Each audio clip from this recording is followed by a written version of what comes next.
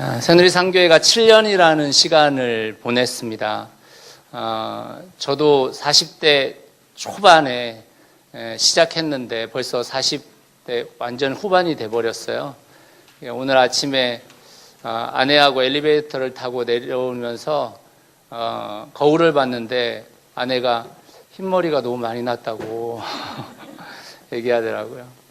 그래서 한쪽으로 안 몰리고 듬성듬성 난 게 다행이다, 이렇게 이야기를 좀 나누며 왔는데, 그 7년이라는 시간 동안에 아마 여러분들도 뭐 육체적으로나 또는 상황적으로 많은 변화가 있겠지만, 그래도 우리가 함께 마음을 모아서 7년이라는 시간을 참 수고하며 지내온 것 같습니다. 그렇죠? 네, 여러분 다 수고 많으셨어요. 7년이라는 시간 동안에 많은 일들이 있었잖아요. 은혜로운 일들이 훨씬 더 많았죠. 그렇지만 또 시련의 시간들도 있었습니다. 그 모든 시간을 함께 주신 분들도 있지만 또 여러 가지 어려움, 또 상황 속에서 떠나간 사람들도 있죠.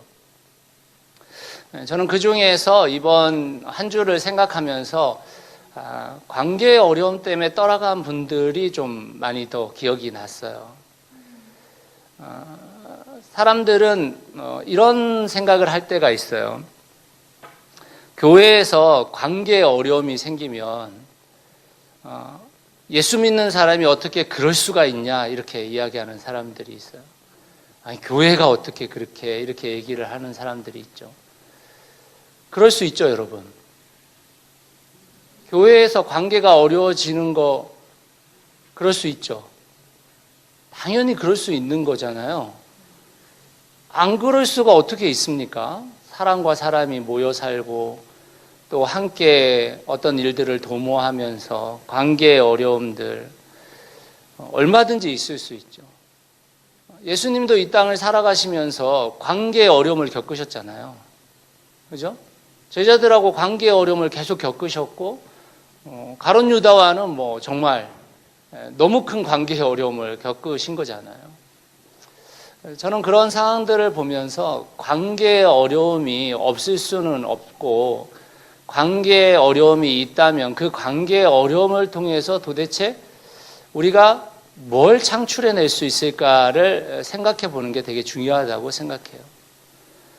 저는 오늘 성경에 나오는 인물들 중에 가장 관계의 어려움을 겪었던 세 사람의 이야기를 좀 먼저 시작하려고 해요. 그 심각한 상황을 만든 한 사람이 누구냐면 마가라는 사람입니다. 바울이 제1차 전도 여행 때 바나바와 함께 바울이 마가를 데려가죠. 그런데 그 마가를 데려갔었을 때 어떤 상황이 벌어지냐면 사도행전 13장 13절인데요.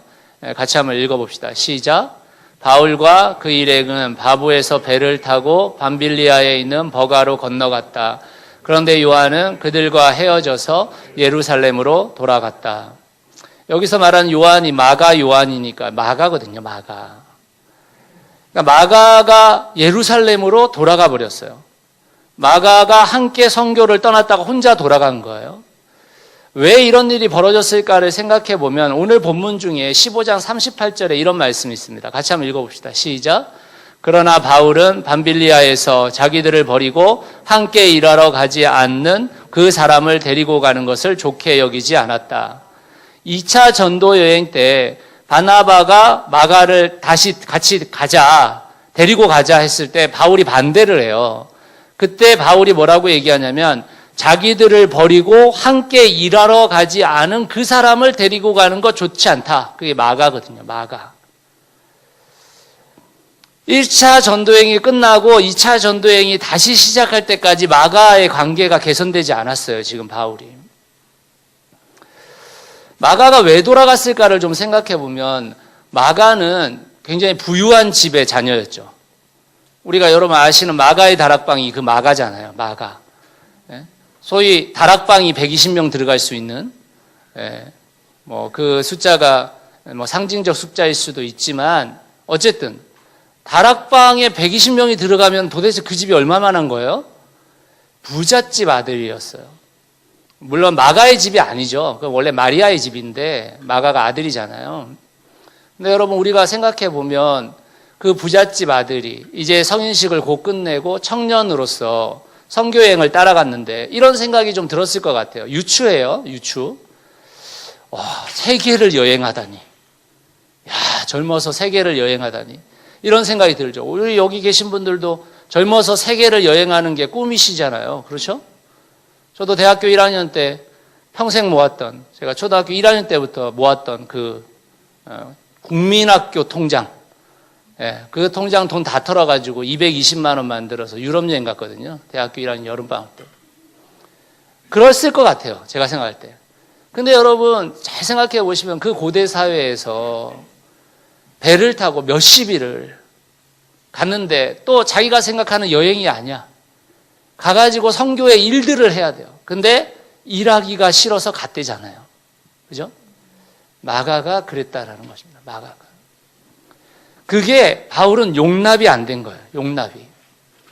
근데 문제는 마가와 바울의 갈등은 누구와의 갈등을 낳게 되는 것입니까? 바나바와의 갈등을 낳게 된 거예요. 왜 그렇습니까? 골로새서 4장 10절에 보면 이 마가가 누구냐면 바나바의 사촌이에요. 바나바의 사촌. 그러니까 바나바의 사촌인 마가가 바울과 갈등이 생기니까 바나바와 바울도 갈등이 생겨버린 거예요. 그래서 2차 전도 여행 때 바울이 바나바가 마가를 데려가자. 다시 한번 해보려고 하는 애를 키워주자. 이렇게 된 거죠. 근데 바울은 안 돼. 걔는 선교에 도움이 안 돼. 이렇게 된 겁니다. 그래서 어떤 문제가 생기냐면 바나바와 바울이 15장 39절 같이 한번 읽어봅시다. 시작. 그래서 그들은 심하게 다툰 끝에 서로 갈라서고 말았다. 여기까지만 읽읍시다. 심하게 다툰 끝에 갈라서고 말았어요.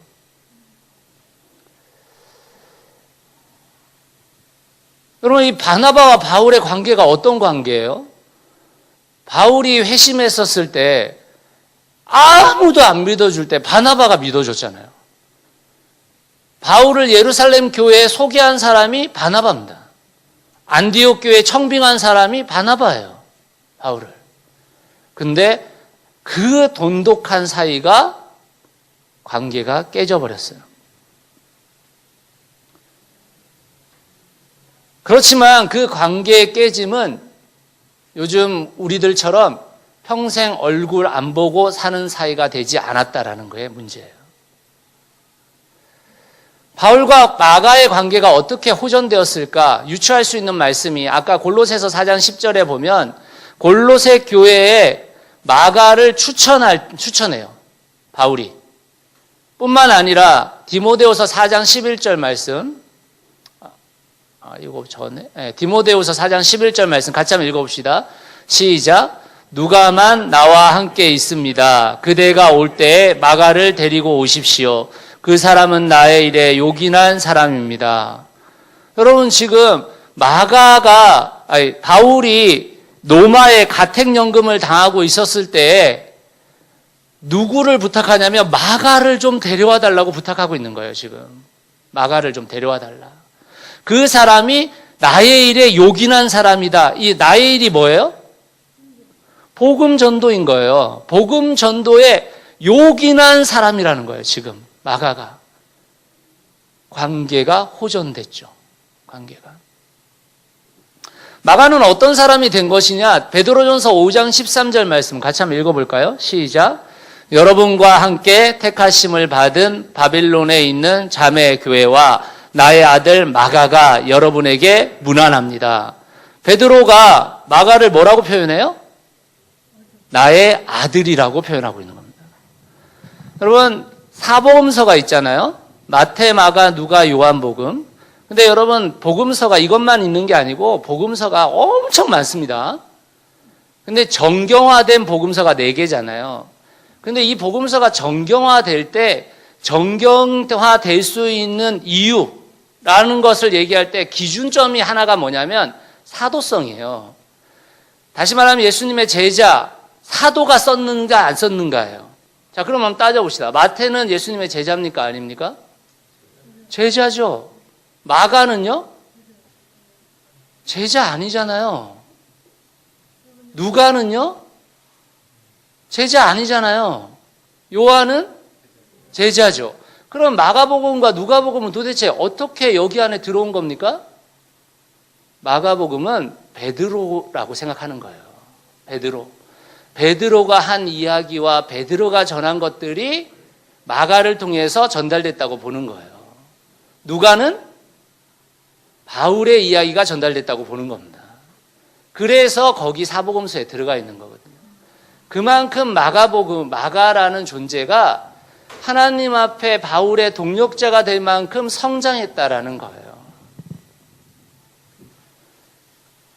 우리는 어떤 관계에 문제가 생기면 그 관계의 문제를 해결할 생각이 없고 피할 생각만 있죠. 그리고 되도록이면 그 사람하고 안 보고 살아도 되는 상황들이죠. 그런데 바울과 바나바와 마가의 관계를 보면 그들은 관계의 어려움을 통해서 오히려 그들의 삶에 성장을 가져오게 된 거예요. 저는 바울이 바나바와 마가와 관계가 어려워지면서 많은 고민과 번뇌를 했을 거라고 생각해요. 그 고민과 번뇌가 바울을 성장케 했을 겁니다. 마가가 선교여행을 통해 입은 상처와 거부당함을 통해 저는 마가가 엄청난 성장을 했을 거라고 생각해요. 그 갈등 관계를 도리어 그들의 성장의 배경으로 삼았던 것이죠. 뿐만 아니라 바울과 바나바는 이후에 이방선교의 동력자로 다시 함께 서잖아요. 사랑하는 성도 여러분, 우리 안에 관계의 어려움이 있고 성도들 간의 관계의 어려움 또는 사역자와 여러분들 간의 관계의 어려움 이런 거 있을 수 있어요. 여러분 그런 일이 교회에서 벌어지지 않을 거라고 생각하면 오산이십니다. 우리는 원래 약해요. 우리는 원래 부족해요. 그 관계의 어려움이 있더라도 우리는 그 관계의 어려움을 다시 회복시켜서 함께 하나님의 나라를 이뤄가는 동력자로 세워져야 하는 것입니다. 저는 새누리 상교회 성도 모든 분들이 7년간의 과정 속에서 여러 어려움들을 겪은 분들이 있다고 생각해요. 그 어려움을 겪은 분들이 저를 포함해서 그 관계의 호전을 이루고 다시 그 어려움을 우리의 성장의 배경으로 삼아 함께 하나님의 나라를 이뤄가는 동력자들이 돼야 된다는 것을 믿으시길 바랍니다. 여러분 우리가 평생 안 볼 것 같지만 천국 가면 다 봐요. 그렇죠? 그렇잖아요. 그러니까 우리의 삶의 여정 속에서 우리와 관계가 어려워진 분들과 함께 다시 그 관계를 회복해 갈 때 진정한 하나님의 나라가 이루어지는 것을 우리는 성경을 통해 보게 되는 것입니다. 특별히 저는 오늘 이 관계 회복을 통해서 우리가 어떤 공동체로 나아가야 될 것인가를 오늘 좀 설교하고 싶습니다. 제가 그 청팍교회의 김기성 목사님의 그 강의나 뭐 유튜브나 이런 걸 좀 자주 보는데 그분의 이야기 속에서 제가 좀 공감되어진 게 하나가 있어요. 그게 뭐냐면 보통 교회 공동체를 우리가 사랑 공동체 이렇게 이야기하는데 그분이 우정 공동체라는 표현을 쓰시더라고요. 그게 저한테 좀 마음에 와닿았어요. 여러분 우리는 관계 회복을 이루어 나가면서 계속해서 우정 공동체를 형성해 가야 합니다. 왜냐하면 우리는 우정 공동체가 너무 필요한 사람들이에요. 너무. 여러분 이 세상을 살아가는 그 길은 주님을 따르는 길일지라도 외롭게 돼 있어요. 그래서 주님께서 우리한테 길동무를 허락해 주신 거예요. 그게 누굽니까? 그게 누구죠? 여기 계신 분들이에요. 지금 화면을 보고 계시는 분들입니다. 그분들에게 길동무가 되어주라고 우리를 붙여주신 것이죠. 그런데 문제는 세상에 많은 교회가 있는데 공동체가 된 교회가 안 보이고 세상에 많은 사람들이 있는데 지체로 살아가는 사람들이 안 보인다라는 거예요. 주님께서 주신 공동체와 지체를 누리지 못하는 거죠. 여러분, 반드시 알아야 될 하나가 무엇이냐면 주님께서는 여러분들에게 이미 공동체와 지체를 주셨어요. 그런데 우리가 누리지 못하는 겁니다. 우리가 안 누리고 있는 거예요. 우리 이연필 아버님과 송호승 어머님께 죄송한데 나이가 들어가면서 점점 더 외로움을 지탱할 사람들이 필요한 것 같아요. 어머니 아버님 죄송합니다. 네, 제가 나이가. 네. 송호승 어머님이 지난번에 저 만났을 때 뭐라고 얘기하시냐면 이렇게 얘기하시더라고. 나는 올해부터 몸이 좀 이상하다는 걸 느껴 이렇게 얘기하시더라고요. 저는 작년부터 느꼈는데. 우리 송호승 어머니 대단하신 것 같아요, 정말. 네. 근데 여러분, 우리가 젊을 때는 뭐든 혼자 할 수 있을 것 같고 내 마음대로 하면 좋겠고 이런 생각이 들지만 결국 우리 인간이라는 존재는 외로움이 깃들게 돼 있어요. 여러분, 아담은 그 찬란한 에덴 동산에서 외로움을 느꼈어요. 지금 이 시대처럼 어두운 세상을 겪고 있는 우리가 외로움을 겪지 않는다라는 것은 사실은 말이 안 돼요. 반드시 외로움이 찾아옵니다. 사랑하는 성도 여러분, 찬란한 대지에 내리쬐는 햇살이 너무 좋은 봄날이 있어요. 그때 여러분 옆에서 같이 모닝커피 한잔 할 사람들 필요하지 않으십니까? 지루한 장마 속에서 힘들고 어렵다라고 생각하지만 같이 부침개 부치고 이야기 나누면서 함께 마음 모아갈 사람 필요하지 않으세요? 가을 하늘이 아무리 좋으면 뭐합니까? 그 가을 하늘을 함께 누릴 사람이 있어야지. 그 추운 겨울에 모닥불 피고 고구마 감자 구워가면서 같이 노닥거릴 인간이 필요한 거 아니에요? 우리에겐 그 우정 공동체가 너무 필요해요. 너무. 그건 남편과 아내가 해결할 수 있는 문제가 아니에요, 사실은. 그렇지 않아요, 여러분? 아니신가? 남편과 아내가 해결할 수 있는 문제도 아니에요. 그걸 자식들이 해결해 줄 수 있는가? 여러분, 자식들 곧 떠납니다. 여러분한테 관심도 없어요, 솔직히 말하면. 그렇지 않겠어요? 우리가 하는 거 보면 우리 애들도 뻔하잖아요. 그죠? 우리가 부모님들한테 하는 거 보면 우리 애들도 나한테 그다지 잘할 것 같지는 않잖아요. 여러분, 그게 해결되지가 않아요. 해결되지가. 그래서 우리한테는 교회 공동체가 있는 거예요. 함께 공동체를 누리고 함께 마음을 모아가고 함께 자녀들을 키워가고 어려운 일이 생겼을 때 나의 가족을 격려하고 돌아봐줄 그 사람들이 필요한 거예요. 진정한 우정으로 세상과 다른 가치를 가지고 세상의 가치와 함께 싸울 사람이 필요한 겁니다. 그게 교회 공동체예요. 저는 새누리상교회 성도들이 관계의 어려움을 해결해 나가셨으면 좋겠어요. 그리고 우리가 진짜 지체가 되는 우정 공동체가 됐으면 좋겠어요. 여러분, 미워하는 사람 있으세요? 난 저 사람이 너무 나와 달라가지고 도저히 저 사람하고 함께 할 수 없다, 이렇게 생각되는 사람이 있으세요? 여러분, 그런데 여러분 함께하고 계시잖아요. 여러분 남편과 아내 너무 다른데 함께하고 계시잖아요. 그죠? 너무 미워가지고 오늘 안 봤으면 좋겠다 이런 생각이 들 때도 여러분 함께하고 계시잖아요. 여러분, 우리는 충분히 함께할 수 있어요. 충분히. 대부분의 성도들이요, 여러분들의 남편과 아내보다 훨씬 더 젠틀해요. 아니십니까? 훨씬 젠틀하잖아요. 훨씬. 주님이 우리에게 허락해 주신 선물을 여러분 누리시기를 간절히 바라요.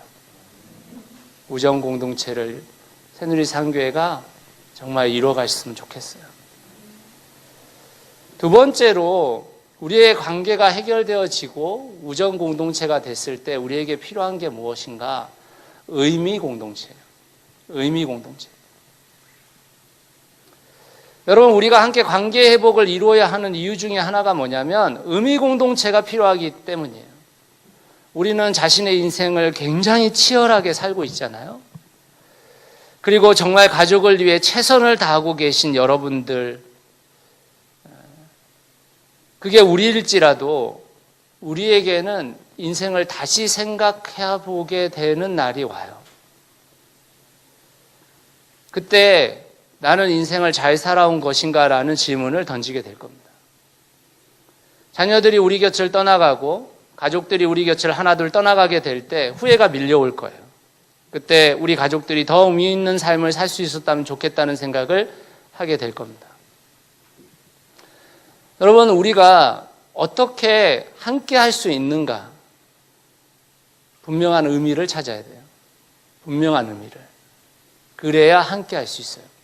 여러분, 우리의 자녀들이 우리를 떠나지 않고 우리와 계속해서 함께 할 수 있는 이유는 뭘까요? 우리가 의미 있는 삶을 살아갈 때예요. 의미 공동체를 만들어내지 못한 부모님들은 대부분 다 뭘 기다리는 거냐면 자녀들을 기다리거나 손자들을 기다리세요. 대부분 다 그 삶을 살아갑니다. 힘들고 어려운 삶을 살다가 추석이나 설 때 올 아이, 손자, 걔 기다리고 사는 거예요. 그래서 늘 전화하셔가지고 왜 오늘은 안 오냐 이렇게 살으시는 거죠. 왜 그렇겠습니까? 하실 일이 없기 때문이에요. 하실 일이. 우리가 평생토록 함께 의미 있는 일들을 해나갈 수 있는 공간을 마련해 가야 되는데 우리가 그것을 하지 않으면 우리도 똑같은 무료한 일상을 살아갈 수밖에 없는 거예요. 그래서 우리에게는 의미 공동체가 필요한 것입니다. 여러분, 우리가 젊어서 너무 막 바쁘니까 정말 이 일상이 아무것도 안 하는 날들이 왔으면 좋겠다 이런 생각을 갖지만 아무것도 안 하는 생활이 얼마나 공고함을 가져다 주는지 아시면 그런 말 못해요. 그래서 우리는 우리의 인생 끝까지 의미 있는 삶을 살아갈 수 있는 의미 공동체를 만들어 가야 되는 거예요. 그럼 우리는 생각이 다 다르기 때문에 그 의미 있는 공동체가 무엇일까 되게 많은 사람들이 고민해요. 근데 여러분의 생각과 제 생각이 둘 중에 하나 틀렸다면 그걸 고민해야 돼요. 근데 틀린 게 아니고 다른 거잖아요. 그러면 우리가 할 수 있는 일들을 해나가면 되는 겁니다. 그것조차 하지 않으면 우리는 의미 있는 공동체로 발돋움할 수 없어요. 여러분, 우리 대부분은 지금껏 우리 자신과 가족들을 위해 살아왔죠. 그것이 인생의 전부같이 우리는 살아왔습니다. 그렇지 않고서는 버틸 수가 없는 삶을 이 세상이 우리한테 요구하니까 더 그럴 수 있습니다. 그런데 여러분, 자신과 가족을 위한 삶을 내려놓아야 할 시기가 와요. 심지어는 더 이상 나를 필요로 하지 않는 시기가 온단 말이에요. 그때 어떻게 하시려고요? 그때 나 자신을 내어줄 수 있는 의미 있는 공동체가 이루어져야 됩니다. 내 것을 내어놓는 것을 감사해하는 공동체가 필요한 거예요. 그래서 우리는 서로가 연결되어진 지체로 함께 살아가면서 그 안에서 의미를 찾아가야 하는 것입니다. 그게 교회 공동체인 거예요.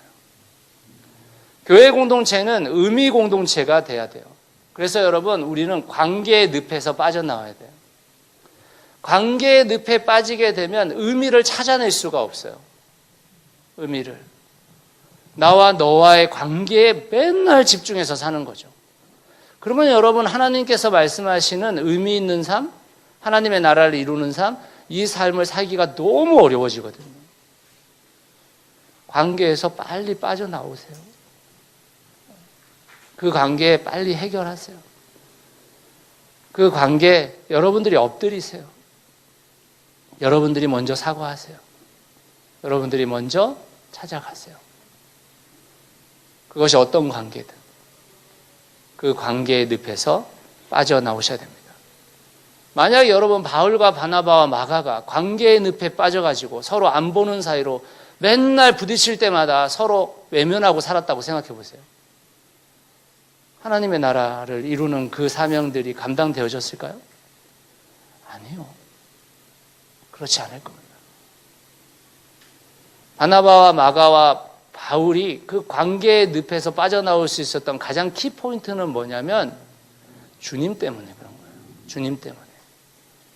주님 안에 있는다라는 것이, 우리가 주님을 믿는다라는 것이 그 관계의 늪에서 빠져 살 수는 없구나라고 생각한 거예요. 그래서 누군가는 먼저 시도했겠죠. 용서의 언어를 사용했겠죠. 그리고 그 늪에서 나왔겠죠. 그러니까 의미 있는 삶을 살아갈 수 있는 삶의 터전이 이루어진 것입니다. 새누리상교회 성도 여러분, 우리가 7년이라는 시간을 되돌아보는 것도 중요해요. 근데 그보다 더 중요한 거는 앞으로 우리는 어떤 공동체가 될 것인가, 무엇을 위해 존재할 것인가를 생각해 보는 걸 거예요. 저는 주님 안에서 우리가 함께 우정 공동체가 되어졌으면 좋겠어요. 여러분과 제가, 여러분들 모두 다가 서로가 서로를 아끼고 사랑하는 우정 공동체로 존재했으면 좋겠어요. 그렇게 우정 공동체를 우리가 이루어가면서 정말 하나님께서 이 시대 가운데에 새누리상교에게 요구하고 있는 삶의 공동체가 무엇일까를 함께 나눠봐야 됩니다. 우리에게는 3년이라는 시간이 남았다고 저는 생각해요. 왜 그러냐면 대부분의 교회들이 10년이라는 시간을 지나고 나서 자신들의 의미 있는 공동체를 찾지 못하면 지지부진해져요. 더 이상 가지지 않아요. 그냥 모이는 거, 주일날 모이는 거, 그냥 목장끼리 좋은 시간 보내는 거, 그걸로 끝나요. 대부분의 교회들이 그렇습니다. 10년이라는 시간이 우리에게 주어졌을 때 우리에게 이제 남은 3년이 어쩌면 우리 공동체가 정말 이 시대 가운데 존재해도 괜찮은 공동체인지, 이 시대를 살아가는 사람들에게 정말 와보라라고 말할 수 있는 공동체가 될 수 있는지를 판가름하는 시간이 될 거예요. 그래서 지난 7년보다 앞으로의 3년이 더 우리에게는 중요한 시기가 될 겁니다.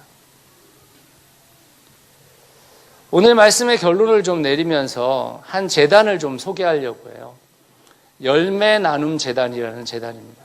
이 재단은 높은 뜻 숭이 교회라는 교회가 4개의 분리되어진 교회로 나눠지면서 구체화된 법인화를 이루면서 형성된 재단입니다. 2008년에 시작됐다고 보시면 돼요. 그전에도 여러 일들은 했는데 2008년에 시작됐다고 보면 되는 재단이에요.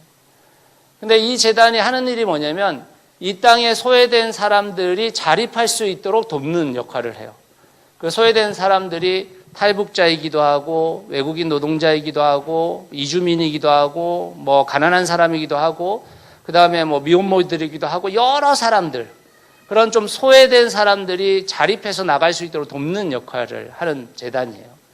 이 재단이 유엔으로부터 우리나라 재단들 중에 몇 개 안 되는 재단들이 받은 그 세계 평화를 이루는 재단이라는 상을 받았어요. 근데 이 재단이 지금도 엄청나게 활동을 많이 하는데 지금 그 재단의 본관에 들어가면 가장 이렇게 써 있는 억구가 있습니다. 첫 번째 초대 이사였던 김동호 목사님이 써놓은 구절이에요. 같이 한번 읽어볼까요? 시작. 할 수 있느냐 없느냐의 문제는 생각하지 않고 해야만 하는 일인가 아닌가만 생각하였습니다. 그러면 이게 믿음이잖아요. 믿음. 우리가 주님을 믿고 우리가 주님을 신뢰하며 살아간다라는 것은 내가 생각할 때 그게 할 수 있는지 없는지를 따지는 게 아니고 그게 정말 주님께서 기뻐하시는 해야 할 일이라면 해야 한다라는 것이잖아요. 우리 대부분의 사람들이 주로 어떤 생각을 갖는 거예요? 예수님의 제자들이 그 생각을 다 가졌죠. 주님, 우리 돈께 이것밖에 없어요. 이 생각을 가진 거잖아요. 근데 주님께서는 그 일이 해야 할 일이게 하셔버렸잖아요. 우리의 관계의 전환도 똑같아요, 여러분. 내가 그것을 할 수 있을까 없을까를 고민하지 마시고 그게 정말 해야 될 일이라면 하시면 돼요. 정말 하나님 안에서 이 관계를 내가 해소해야 되겠다, 개선해야 되겠다 생각하시면 가셔야 돼요. 뿐만 아니라 우리가 교회로서 공동체로서 의미 있는 공동체를 살아가기 위해서는 그게 할 수 있느냐 없느냐보다 훨씬 먼저 따져봐야 되는 것이 해야 될 일인가 아닌가요? 그걸 생각하셔야 됩니다. 여러분 만약에 여러분 우리가 우정 공동체와 의미 있는 공동체를 생각할 때 여러분 그 공동체의 관계 문제가 됐다면 로마의 반대에서 열심당원으로 무력까지 사용해가지고 싸우려고 했었던 열심당원 시몬하고 로마의 빌부터 먹던 세리 마태가 어떻게 예수님 안에서 우정을 나눌 수가 있어요? 절대 일어날 수 없는 일이죠. 예수 그리스도를 믿는 사람을 잡아가지고 죽였던 바울하고 예수 그리스도의 공동체 안에서 하나님의 나라를 이루기 위해서 전 재산을 바쳤던 바나바가 어떻게 같이 사역을 한단 말입니까? 유대교가 극심하게 반대하면서 사람들을 정죄했던 여성들을 기독교는 어떻게 했어요? 베베와 자주장사, 루디아, 브리스길라 이런 여인들을 통해서 하나님의 나라를 함께 이루어갔단 말이에요. 사랑하는 성도 여러분, 세상은 안 된다고 하는 것에 집중되어 있을는지 모르지만 우리는 해야 할 일에 집중해야 하는 것입니다. 우리는 절대 우정 공동체를 이룰 수 없어. 사랑 공동체를 이룰 수 없어. 우리는 지체됨을 함께 누릴 수 없어. 그건 다 꿈 같은 얘기야. 그렇지 않아요, 여러분. 이룰 수 있어요. 우리는 의미 있는 일을 함께 도모하기는 너무 어려워. 우리는 너무너무 작은 공동체야. 우리는 너무너무 그 일들에 대해서 하기가 힘들어. 여러분 그렇지 않아요. 그 일들을 하면 주님께서 도우시는 것이고 그 도우실 때 주님의 역사가 일어나야 다른 사람들이 그 주님의 역사 때문에 예수 그리스도를 구주로 영접하게 되는 거죠. 그렇지 않겠어요? 우리가 할 수 있는 일, 우리가 내놓을 수 있는 것 그 정도의 일을 하는데 뭘 세상 사람들이 그것 때문에 우리의 공동체에 와보겠습니까? 우리도 할 수 있는 일을. 그렇지 않아요. 주님을 믿고 가면 됩니다. 앞으로의 우리의 공동체가 정말 깊은 사랑을 나누고 함께 서로를 돌아보는 우정 공동체가 되기를 간절히 소원합니다. 그리고 우리 공동체가 정말 이 시대 가운데 해야 할 일들이 무엇인지를 찾아 행하는 공동체가 되기를 간절히 소원해요. 그 일들이 일어날 때 새누리산 공동체는 주님이 세우신 교회구나를 세상에 알릴 수 있게 되는 것입니다. 사람이 세운 교회가 아니라 주님이 세운 교회로 새누리산 교회가 앞으로 세상 사람들에게 기억될 수 있기를 예수 그리스도의 이름으로 축원합니다. 같이 기도하겠습니다.